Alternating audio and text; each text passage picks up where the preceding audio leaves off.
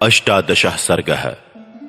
श्री राम का वाली की बात का उत्तर देते हुए उसे दिए गए दंड का औचित्य बताना, वाली का निरुत्तर होकर भगवान से अपने अपराध के लिए क्षमा मांगते हुए अंगद की रक्षा के लिए प्रार्थना करना और श्री राम का उसे आश्वासन देना। वहां मारे जाकर अचेत हुए वाली ने जब इस प्रकार विनयाभास, धर्माभास, अर्थाभास और हिताभास से युक्त कठोर बातें कहीं, आक्षेप किया, तब उन बातों को कहकर मौन हुए वानर श्रेष्ठ वाली से श्री रामचंद्र जी ने धर्म, अर्थ और श्रेष्ठ गुणों से युक्त परम उत्तम बात कही। उस समय वाली प्रभाहीन सूर्य, जलहीन बादल और बुझी हुई आग के समान श्रीहीन प्रतीत होता था। श्री राम बोले, वानर, धर्म, अर्थ, काम और लौकिक सदाचार को तुम स्वयं ही नहीं जानते हो, फिर बालोचित अविवेक के कारण आज यहां मेरी निंदा क्यों करते हो? सौम्य, तुम आचार्यों द्वारा सम्मानित बुद्धिमान वृद्ध पुरुषों से पूछे बिना ही, उनसे धर्म के स्वरूप को ठीक ठीक समझे बिना ही वानरोचित चपलतावश मुझे यहां उपदेश देना चाहते हो अथवा मुझ पर आक्षेप करने की इच्छा रखते हो? पर्वत, वन और कानूनों से युक्त ये सारी पृथ्वी इक्ष्वाकुवंशी राजाओं की है, अतः वे यहाँ के पशु पक्षी और मनुष्यों पर दया करने और उन्हें दंड देने के भी अधिकारी हैं। धर्मात्मा राजा भरत इस पृथ्वी का पालन करते हैं। वे सत्यवादी, सरल तथा धर्म, अर्थ और काम के तत्व को जानने वाले हैं, अतः दुष्टों के निग्रह तथा साधु पुरुषों के प्रति अनुग्रह करने में तत्पर रहते हैं। जिसमें नीति, विनय, सत्य और पराक्रम आदि सभी राजोचित गुण यथावत रूप से स्थित देखे जाएं, वही देश काल तत्व को जानने वाला राजा होता है। भरत की ओर से हमें तथा दूसरे राजाओं को यह आदेश प्राप्त है कि जगत में धर्म के पालन और प्रसार के लिए यत्न किया जाए। इसलिए हम लोग धर्म का प्रचार करने की इच्छा से सारी पृथ्वी पर विचरते रहते हैं। राजाओं में श्रेष्ठ भरत धर्म पर अनुराग रखने वाले हैं।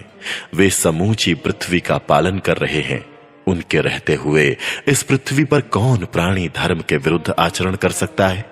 हम सब लोग अपने श्रेष्ठ धर्म में दृढ़ता पूर्वक स्थित रहकर भारत की आज्ञा को सामने रखते हुए धर्म मार्ग से भ्रष्ट पुरुष को विधि पूर्वक दंड देते हैं। तुमने अपने जीवन में काम को ही प्रधानता दे रखी थी। राजोचित मार्ग पर तुम कभी स्थिर नहीं रहे। तुमने सदा ही धर्म को बाधा पहुंचाई और बुरे कर्मों के कारण सत्पुरुषों के द्वारा सदा तुम्हारी निंदा की गई।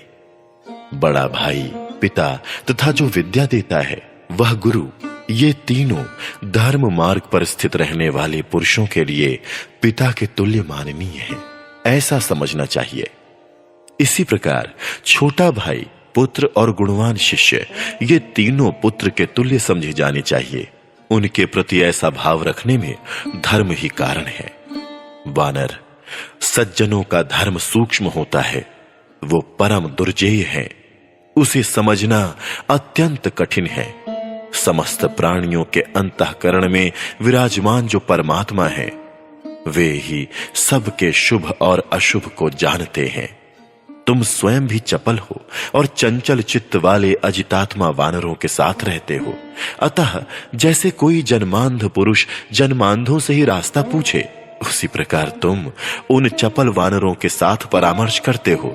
फिर तुम धर्म का विचार क्या कर सकते हो? उसके स्वरूप को कैसे समझ सकते हो? मैंने यहां जो कुछ कहा है उसका अभिप्राय तुम्हें स्पष्ट करके बताता हूं। तुम्हें केवल रोषवश मेरी निंदा नहीं करनी चाहिए।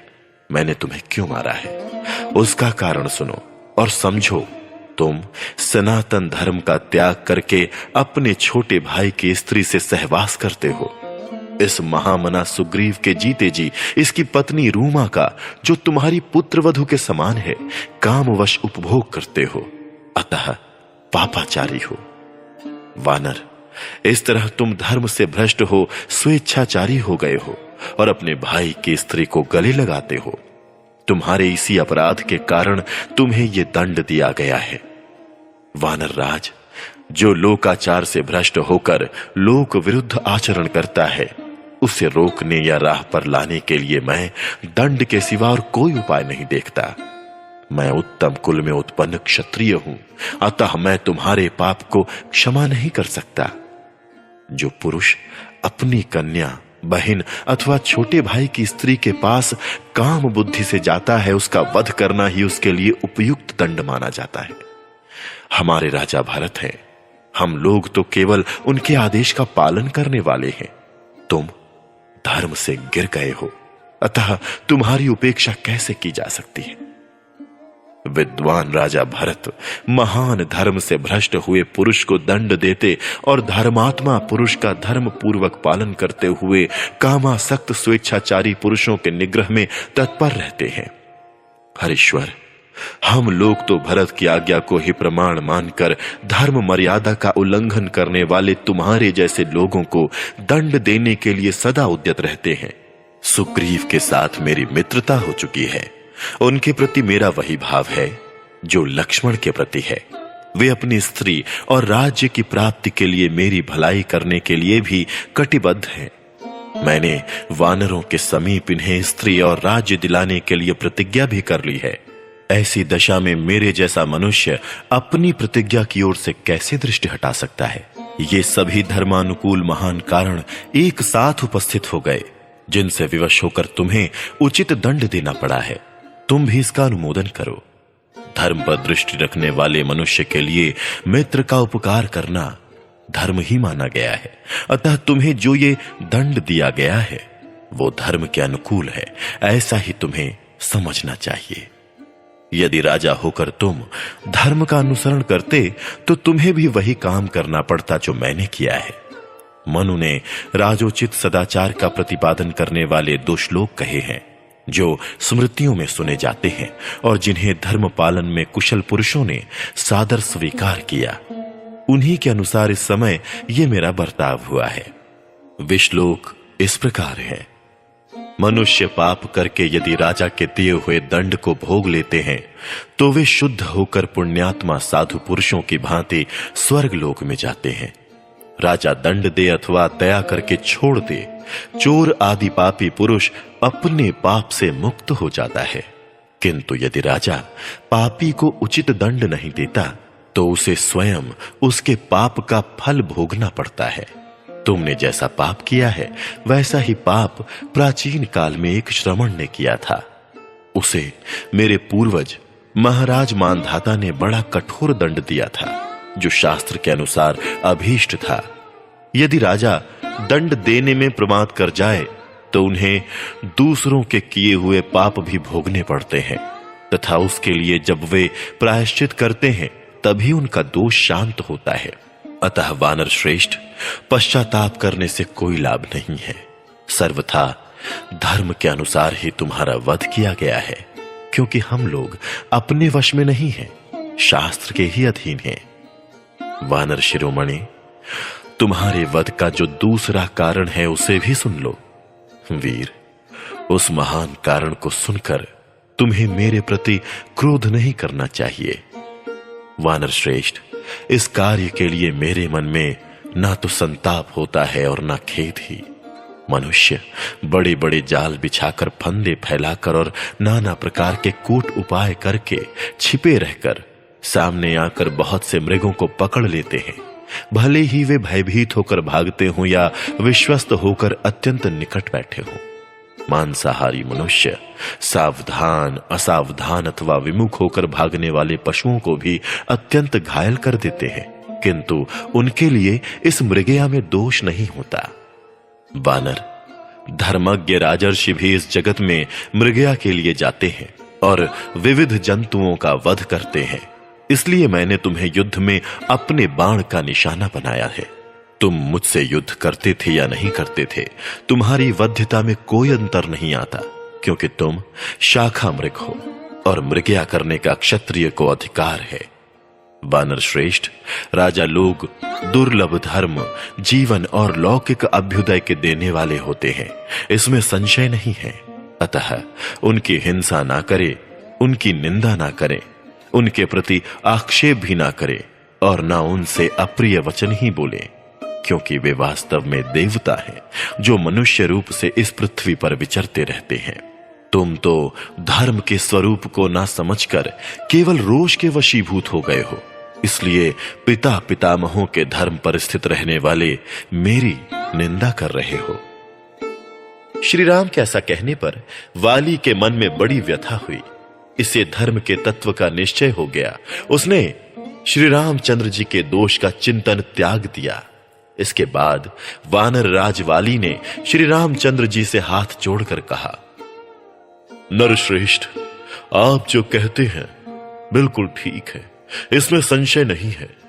आप जैसे श्रेष्ठ पुरुष को मुझ जैसा निम्न श्रेणी का प्राणी उचित उत्तर नहीं दे सकता, अतः मैंने प्रमादवश पहले जो अनुचित बात कह डाली है उसमें भी आपको मेरा अपराध नहीं मानना चाहिए। रघुनंदन, आप परमार्थ तत्व के यथार्थ ज्ञाता और प्रजाजनों के हित में तत्पर रहने वाले हैं।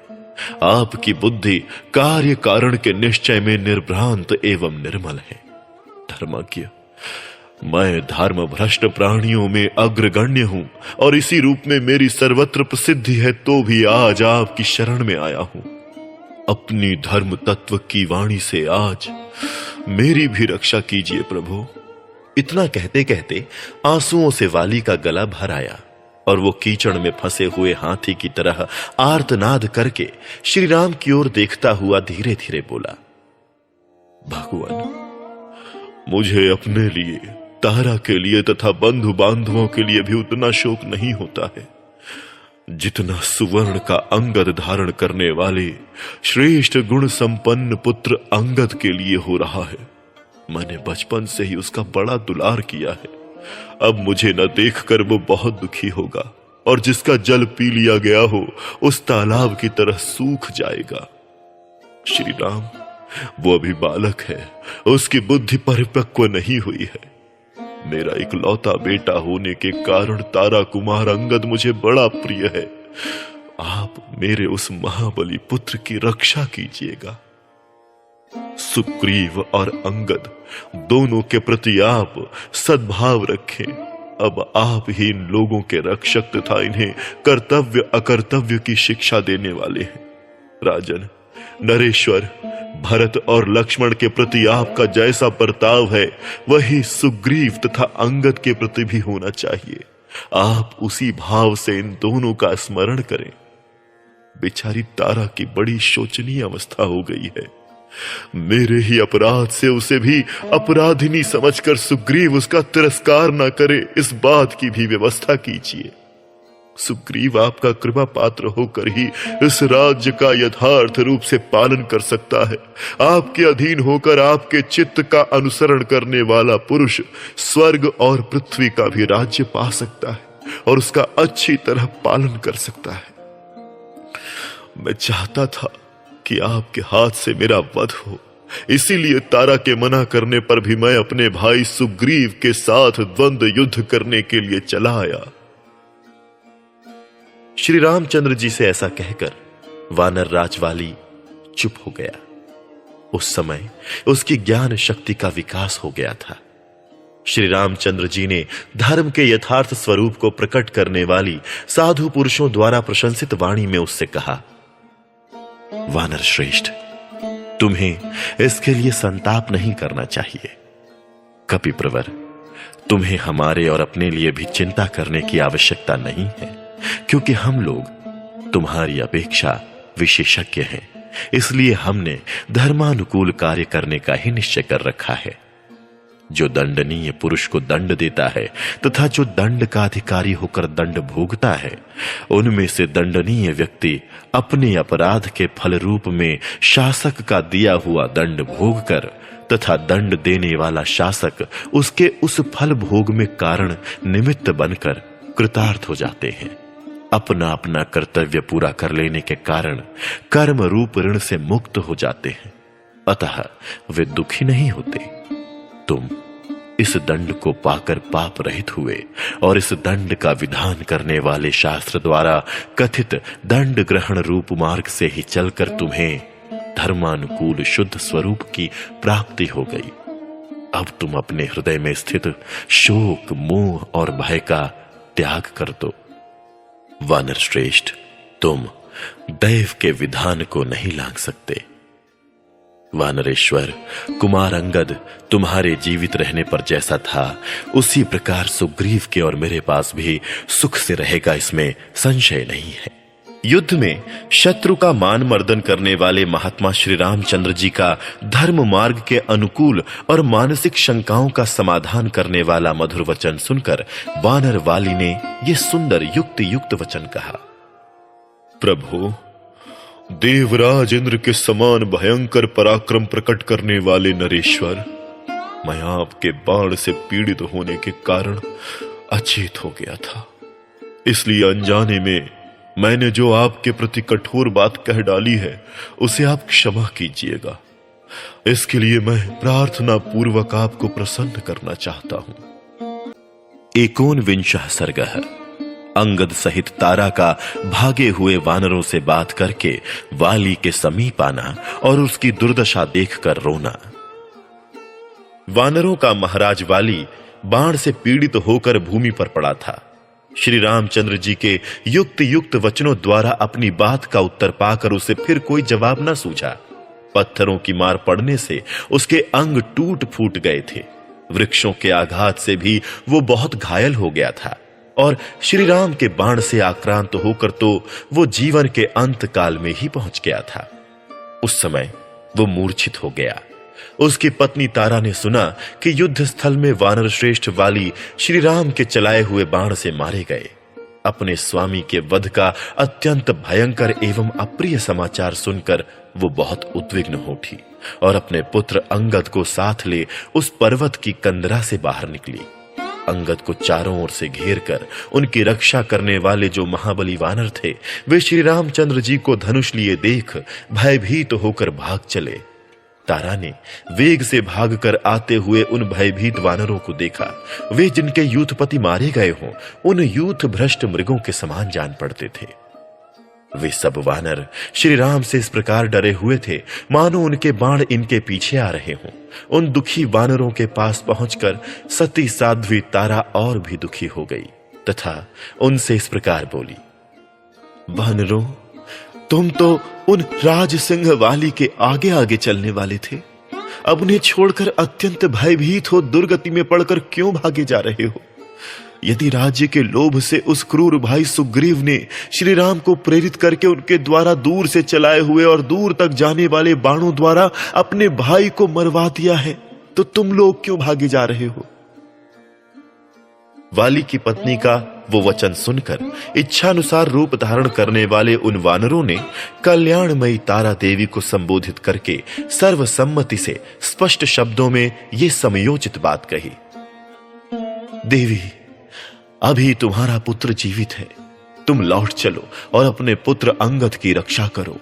श्री राम का रूप धारण करके स्वयं यमराज आ पहुंचा है जो वाली को मारकर अपने साथ ले जा रहा है। वाली के चलाए हुए वृक्षों और बड़ी बड़ी शिलाओं को अपने वज्रतुल्य बाणों से विदीर्ण करके श्री राम ने वाली को मार गिराया है। मानो वज्रधारी इंद्र ने अपने वज्र के द्वारा किसी महान पर्वत को धराशायी कर दिया हो। इंद्र के समान तेजस्वी इन वानर श्रेष्ठ वाली के मारे जाने पर यह सारी वानर सेना श्री राम से पराजित सी होकर भाग खड़ी हुई है। तुम शूरवीरों द्वारा इस नगर की रक्षा करो, कुमार अंगद का किष्किंधा के राज्य पर अभिषेक कर दो। राज्य सिंहासन पर बैठे हुए वाली कुमार अंगद की सभी वानर सेवा करेंगे। अथवा सुमुखी, अब इस नगर में तुम्हारा रहना हमें अच्छा नहीं जान पड़ता, क्योंकि किष्किंधा के दुर्गम स्थानों में अभी सुग्रीव पक्षीय वानर शीघ्र प्रवेश करेंगे। यहां बहुत से ऐसे वनचारी वानर हैं जिनमें से कुछ तो अपनी स्त्रियों के साथ हैं और कुछ स्त्रियों से बिछड़े हुए हैं। उनमें राज्य विषयक लोभ पैदा हो गया है और पहले हम लोगों के द्वारा राज्य सुख से वंचित किए गए हैं। अतः इस समय उन सब से हम लोगों को महान भय प्राप्त हो सकता है। अभी थोड़ी ही दूर तक आए हुए उन वानरों की ये बात सुनकर मनोहर हास वाली कल्याणी तारा ने उन्हें अपने अनुरूप उत्तर दिया, वानरों, जब मेरे महाभाग पतिदेव कपि सिंह वाली ही नष्ट हो रहे हैं, तब मुझे पुत्र से, राज्य से तथा अपने इस जीवन से भी क्या प्रयोजन है? मैं तो जिन्हें श्री राम के चलाए हुए बाण ने मार गिराया है, उन महात्मा वाली के चरणों के समीप ही जाऊंगी। ऐसा कहकर शोक से व्याकुल हुई तारा रोती और अपने दोनों हाथों से दुखपूर्वक सिर एवं छाती पीटती हुई बड़े जोर से दौड़ी। आगे बढ़ती हुई तारा ने देखा, जो युद्ध में कभी पीठ न दिखाने वाले दानवराजों का भी वध करने में समर्थ थे, वे मेरे पति वानर राज वाली पृथ्वी पर पड़े हुए हैं। वज्र चलाने वाले इंद्र के समान, जो रणभूमि में बड़े बड़े पर्वतों को उठाकर फेंकते थे, जिनके वेग में प्रचंड आंधी का समावेश था, जिनका सिंहनाद महान मेघों की गंभीर गर्जना को भी तिरस्कृत कर देता था, तथा जो इंद्र के तुल्य पराक्रमी थे, वे ही इस समय वर्षा करके शांत हुए बादल के समान चेष्टा से विरत हो गए हैं। जो स्वयं गर्जना करके गर्जने वाले वीरों के मन में भय उत्पन्न कर देते थे, वे शूरवीर वाली एक दूसरे शूरवीर के द्वारा मार गिराए गए हैं। जैसे मांस के लिए एक सिंह ने दूसरे सिंह को मार डाला हो, उसी प्रकार राज्य के लिए अपने भाई के द्वारा ही इनका वध किया गया है। जो सब लोगों के द्वारा पूजित हो, जहां पताका फहराई गई हो तथा जिसके पास देवता की वेदी शोभा पाती हो, उस चैत्य वृक्ष या देवालय को वहां छिपे हुए किसी नाग को पकड़ने के लिए यदि गरुण ने मत डाला हो, नष्ट भ्रष्ट कर दिया हो, तो उसकी जैसी दुरावस्था होती है, वैसी ही दशा आज वाली की हो रही है।